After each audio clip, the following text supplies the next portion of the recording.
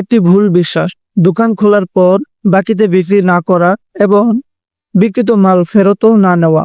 আমাদের সমাজে একটি ধারণা ও বিশ্বাস ব্যাপকভাবে প্রচলিত যে দোকান খোলার পর প্রথম বিক্রি বাকিতে হতে পারবে না, ঠিক দুপুর ও সন্ধ্যায়ও বাকিতে দেওয়া যাবে না। এই সময়গুলোতে মাল ফেরতও নেওয়া হয় না।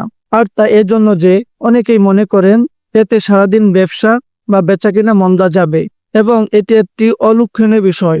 মূলত এটি একটি ভুল ধারণা ও ভিত্তিহীন বিশ্বাস এবং একদিক থেকে শরীয়ী নীতিমালার সাথে সাংঘর্ষিক। কারণ হাদিসের মধ্যে রাসূলুল্লাহ সাল্লাল্লাহু আলাইহি ওয়াসাল্লাম বলেছেন, যে ব্যক্তি কোনো লজ্জিত ক্রেতার পণ্য ফেরত নিল, আল্লাহ তাআলা কিয়ামতের দিন তার ত্রুটি ঢেকে রাখবেন।